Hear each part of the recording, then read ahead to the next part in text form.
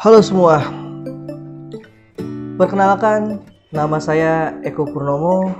Kebetulan saya bekerja sebagai experience konsultan di salah satu toko laptop. Di video kali ini, saya akan sharing tentang laptop dari segi kebutuhan. Karena banyak di luar sana orang salah beli laptop karena tidak sesuai dengan kebutuhannya. Banyak customer yang menanyakan ke toko, laptop yang bagus merek apa sih mas? Jujur saya bingung buat jawabnya, karena bagus dan tidak bagus itu relatif, tergantung kebutuhannya. Menurut saya, berdasarkan pengalaman saya berkecimpung di dunia laptop 6 tahun, laptop yang bagus itu adalah laptop yang sesuai dengan kebutuhan si penggunanya.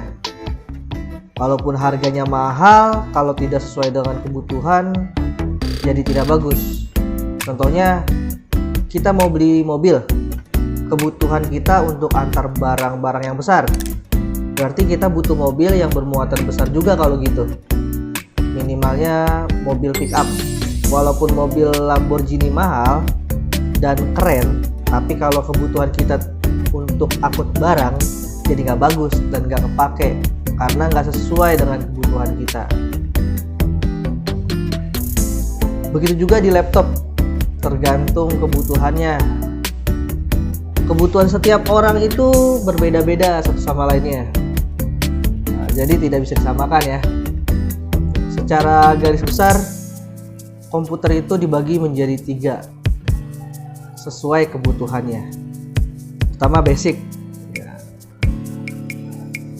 Biasanya laptop basic ini laptop standar yang digunakan hanya untuk kepentingan ngetik-ngetik aja, office aja, email aja, atau browsing aja gitu.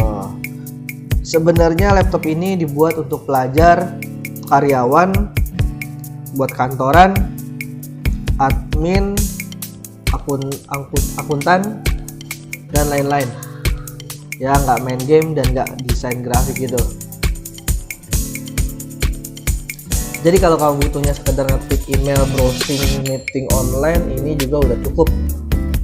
Udah memenuhi kebutuhan harian kamu. Spek yang dibutuhkan minimalnya dengan prosesor Celeron atau AMD A3020 dengan RAM 4GB. Memang sekarang RAM-nya udah 4GB semua, udah nggak ada yang 2GB ya. Jadi RAM 4GB. Dan penyimpanannya saran saya pakai SSD ya. SSD-nya minimal 256 lah, karena 128 kekecilan. Biasanya di toko harga paling murahnya itu di 5,9 jutaan. Jadi jangan tanya lagi, bang, laptop yang harga 4 jutaan bawah ada nggak nih yang bagus? Ya udah pasti nggak ada. Laptop sekarang di toko rata-rata di 5.900-an ke atas. Jadi paling murahnya di 5,9. Tapi nggak usah khawatir, itu semua sekarang hampir semua laptop udah dapat Office. Jadi nggak usah beli Word, Excel, PowerPoint-nya lagi, atau nggak usah pakai bajakan lagi. Office-nya udah dapet yang permanen, isinya Word, Excel, PowerPoint gitu. Dan juga banyak juga kok laptop-laptop yang 5.900.000 tadi udah dapat Windows-nya, udah Windows 11 dan Office-nya udah 2021. Jadi nggak perlu lagi beli Office bajakan atau Office yang terpisah gitu. Tapi untuk rekomendasi buat standar basic itu rekomendasinya i3 lah ya. i3 dengan RAM 4GB, SSD 256 juga udah cukup. 512 lebih bagus lagi gitu. Itu udah cukup banget buat kebutuhan harian kamu.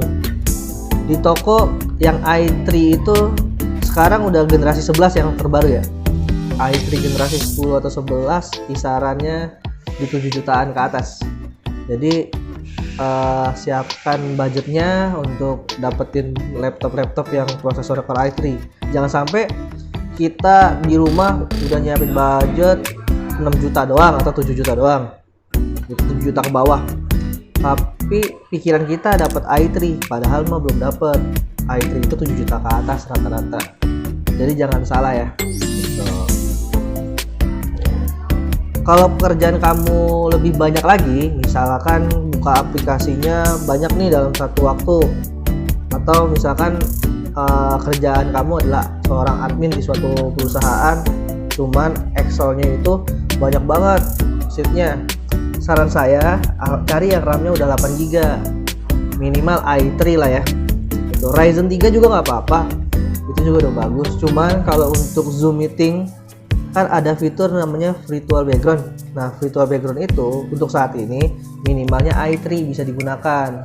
Kalau di Ryzen 3 belum bisa, dia harus menggunakan yang namanya green screen tambahannya. Jadi kalau nggak perlu green screen ya minimal i3 lah ya, atau kalau di Ryzen itu Ryzen 5 gitu. Harganya yang RAM 8 GB-an itu kurang lebihnya di 8 jutaan lah, kurang lebihnya 8 sampai 9 jutaan. Yang pasti prosesor dan RAM yang lebih tinggi pastinya lebih bagus untuk performanya. Ya sesuaikan aja dengan budgetnya. Dan pastinya saya sarankan yang sudah SSD, karena SSD lebih baik. Ditambah lagi dia lebih cepat performanya, dan yang lebih kerennya lagi dia tahan goncangan gitu. Yang kedua, multimedia standar. Jadi di multimedia standar ini biasanya untuk kamu yang membutuhkan laptop untuk edit video, terus untuk editing foto, terus buat Photoshop, Corel, AutoCAD yang standar, atau mau main game. Nah, di sini udah bisa nih. Nah, multimedia standar ini cirinya sih sebenarnya di VGA card-nya. Jadi kalau tadi yang basic itu VGA card-nya masih share, masih Intel HD Graphics atau masih Intel Iris, yang ini udah ada Nvidia terpisahnya, ada VGA card terpisahnya. VGA terpisahnya itu apa sih? Mereknya banyak sih, ada dua sebenarnya, Nvidia sama Radeon. Nah, tapi yang sering banyak di pasaran itu Nvidia gitu. Nvidia itu minimalnya 2 GB gitu.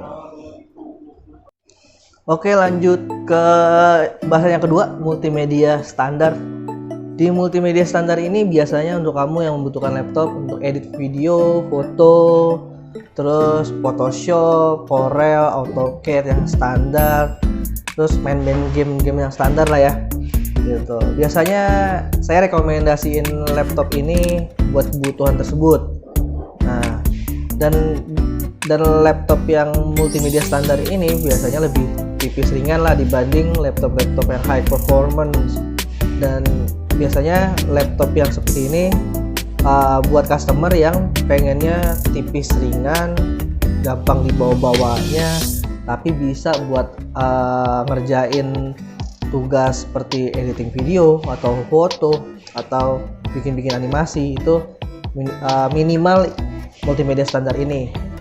Contohnya yang perlu laptop ini sih profesi-profesi kayak arsitek tapi yang mobile ya, cuman buat buka-buka standar. Terus anak kuliah yang suka edit video atau foto, DKV jurusannya, atau multimedia, atau anak SMK yang jurusan multimedia. Nah, ini perlu nih laptop yang buat multimedia. Nah, ciri-cirinya sebenarnya gampang sih. Ciri-cirinya intinya untuk laptop yang buat multimedia harus ada VGA card yang terpisah. VGA card terpisah itu banyak, ada dua mereknya. Mereknya ada Nvidia sama AMD Radeon. Tapi kebanyakan di pasaran itu Nvidia. Minimal 2 GB gitu. Dan biasanya prosesornya itu dia Core i5 ke atas. Rekomendasinya sih Core i5 ke atas ya. Jangan Core i3 lagi. Walaupun masih bisa lah ya minimal. Kalau budgetnya nggak press banget ya ambil Core i3, tapi yang ada Nvidia-nya itu udah bisa. Cuman rekomendasi saya i5 lah, lebih recommended. Dan RAM-nya minimal 8 GB lah. Udah enak tuh buat editing video atau foto gitu. Nah, di toko harganya di kisaran 11 jutaan untuk yang RAM 8 GB gitu.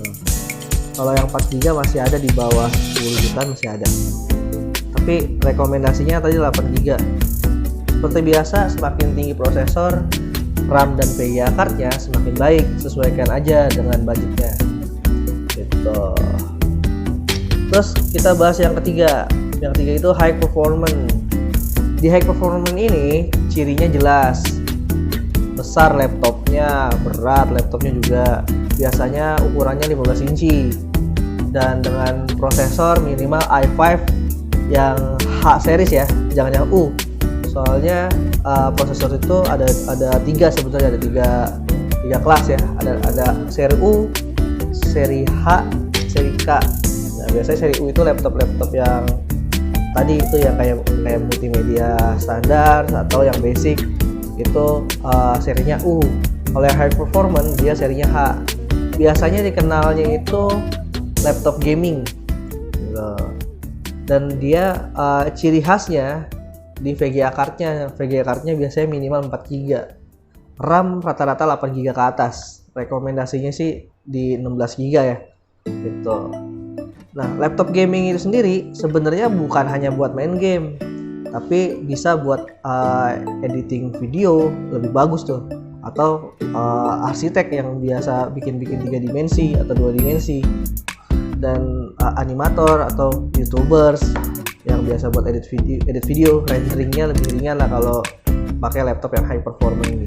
Cuman kekurangannya adalah dia pastinya berat, karena memang dia fokus untuk performanya, dan pastinya lebih boros baterainya. Ya wajar, karena performanya tinggi, konsumsi listriknya pun pasti lebih banyak dibanding laptop yang ultra voltage atau yang seri U tadi gitu. Ditambah lagi dia pastinya kenapa dia besar, karena dia pakai double fan atau double cooling system. Jadi kipasnya itu ada 2, makanya laptopnya tebal. Misalkan kita nyari spek yang high performance tapi tipis, ada nggak nih? Ada, cuman jarang banget dan harganya pun mahal banget. Biasanya dia cooling systemnya itu udah pakai liquid, udah bukan pakai kipas lagi gitu. Nah, biasanya laptop ini dibanderol di harga 15 jutaan ke atas, tergantung speknya ya gitu. Nah, sekarang dari 3 kriteria tadi, kamu termasuk yang mana nih? Dan jadi kamu tahu nggak kebutuhan kamu untuk apa? Nah, kebutuhan kamu laptopnya buat apa? Dan kalau misalkan kamu belum tahu, komen aja di bawah. Kamu butuhnya buat apa? Nanti kalau saya baca pasti saya balas. Saya rekomendasi nanti laptop yang bagus seperti apa buat kamu. Terima kasih sudah menonton video ini sampai selesai, dan jangan lupa subscribe biar saya lebih giat lagi bikin videonya. Minta like-nya karena like itu gratis. Bijaklah membeli karena pembeli yang bijak membeli sesuatu sesuai kebutuhannya. Dadah.